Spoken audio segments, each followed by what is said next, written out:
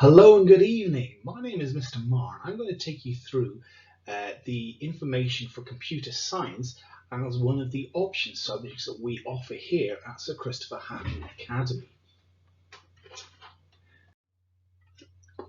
Now, one of the first things you might ask yourself is why computer science? Okay, and simply, it is a very modern subject. It's a very up-to-date subject. It is one that, in an ever-changing world that we're in at the moment, is ever more relevant. It gives very good employable skills, not just to subjects, not just careers within computer science itself, like, for example, software development, network administration, database administration, things like that. But it gives the kind of skills that any employee would look for.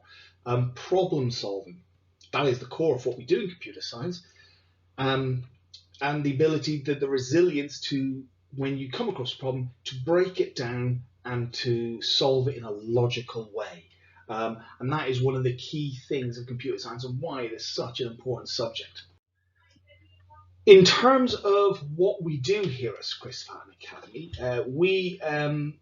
the subject we do is it's from the OCR exam board. It's the J277 specification, and it's split into two components. Okay, one is computer systems. That looks at more of the theory side of computer science, and it's split into 6 parts. We look at system architecture, which is where we see how computers are put together and how they work.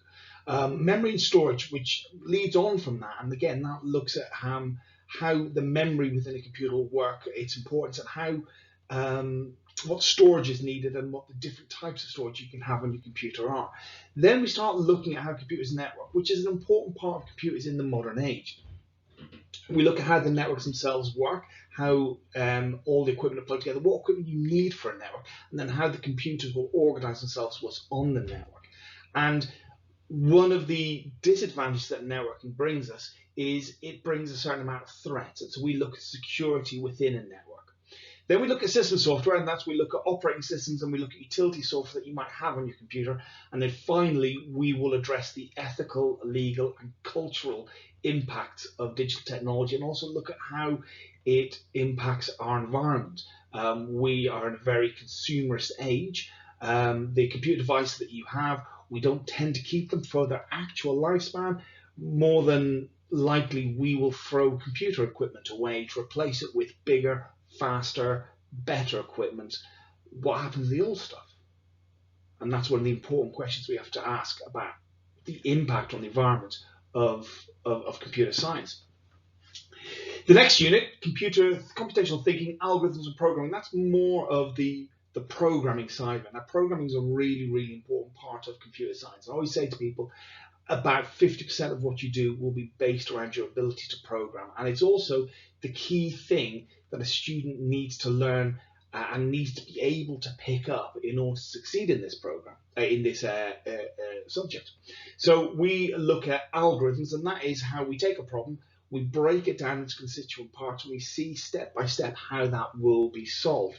We then look at programming fundamentals, and that's where we look at how we would take that algorithm and program it into a program language. And that is basically almost the heart of what most computer science is about, is programming the computers. We look at the methodology you use with programming to make sure your programs are good programs, and not so much as they do what they're supposed to, but also that the programs themselves are done in a systematic and organized way.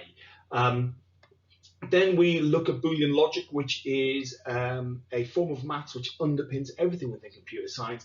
And then lastly, we look not just at using the languages, but understand what the different types of languages are, and a very important tool for any programmer, the integrated development environment. And we see what that is all about. So that's all of the content that we cover within the GCSE. In terms of assessments, each unit has its own exam. Okay, each exam is 80 marks and is on an hour-and-a-half paper, and they are equally weighted to 50% of the final GCSE. You do also do a programming project, but the programming project does not count towards your final grade. The programming project is more to show your programming ability, but also it helps prepare you for paper 2, where there's a lot of programming based questions. An important thing to add in here now is Progress 8, which is how schools are measured in terms of their progress. We currently have the highest Progress 8 in the academy, and that is something we are very, very proud of. In terms of skills and qualities that we are looking for in a student, first thing we're looking for is good math skills. Okay, maths underpins everything within computer science, but also we want you to have computer and technology knowledge and skills, and that really has to be a passion. Ability to analyze problems and trace them to the core causes. Again, that's one of the things that we really do within computer science, is we take problems, we analyze them. Systematic approach to solving the problems. Again, that's having a very organized approach to them. And stickler for accuracy, ability to anticipate and diagnose problems.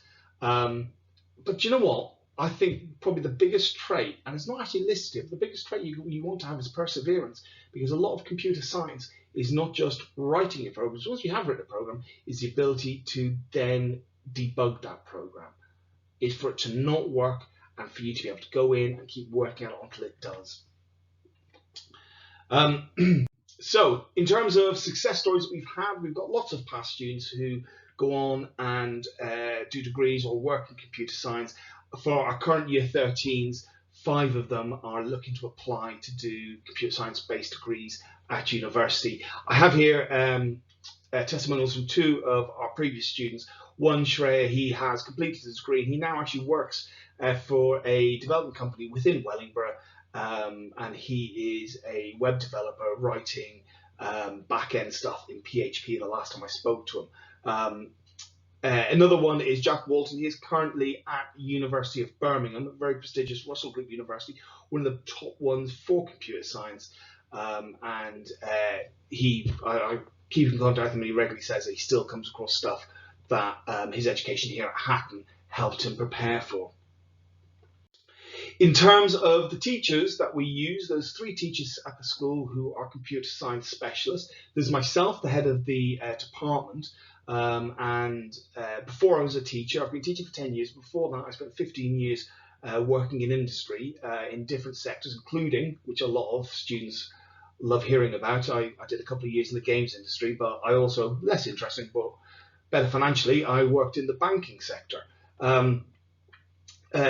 As well as that, now that I'm a teacher, I also do an awful lot of work for the exam board that we use. I'm a senior team leader on the assessment panels for the GCSE papers, which means I have a very good insight to how the questions need to be answered. And on the spec that we work on, I was one of the people who wrote the spec. So again, I know the spec very well.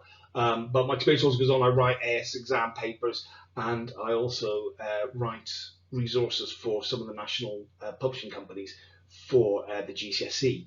But I find a lot of the time all of that pales in comparison. We look at the other teachers, Mr. Chambers, who went to Dubai 4 years ago as a world finalist in the Global Teacher Prize in 2017, and then Mrs. Salah, who's comes to us from IBM, where she has years of industry experience, and IBM is a massive global IT company, and the experience that she comes from there, that she brings from there, is absolutely invaluable. In terms of careers, where does computer science take you? I said there earlier on, you've got the idea of you've got programming is a core thing that it can go to, but within computer science, there's other areas. Cyber is, you'll have seen the government talk about it a lot. It's going to be an important growth area going forwards. I always say to my students, AI is another massive growth area if you want to get into that, and that fits nicely into robotics. But it's not just careers within computer science. Computer science underpins almost any other career, in fact, for the problem solving and the logical thinking skills that it gives you. But one of the things to bear in mind is that the direct careers that do come from computer science, in our ever-changing world, they are the careers that don't go away. They're the careers that are always going to be there. So, a couple of frequently asked questions I sometimes get. First one is, what's the difference in computer science and ICT? And my answer is always along the lines of they're both about problem solving using a computer. In the case of ICT, you have a problem, you have a computer, the computer knows how to solve the problem. The ICT technician will then use the computer to solve the problem. And everybody's happy, great stuff. But with computer science, you have a problem and you have a computer, but the computer doesn't know how to solve the problem. And the role of the computer scientist is to teach the computer to solve the problem. And that's why programming becomes such an important skill, because we've got to learn what it is that you want done in the outside world, and then we've got to program that into the computer itself. Another question I often get is, what programming language do we learn at GCSE? We learn Python 3 at GCSE, and then for those of you who take it on to A level, we learn C#. I always think it's important to learn multiple languages. So if you've got any questions, you can contact me. My email's on the screen there, mars@hattonacademy.org.uk. Please do contact me if you've got any questions. I would love to help. I would love to answer. Now, one thing I want to leave you with is a thought that I always give to students on options evening. And I spoke earlier on about the fact that we have the highest progress scores within the school.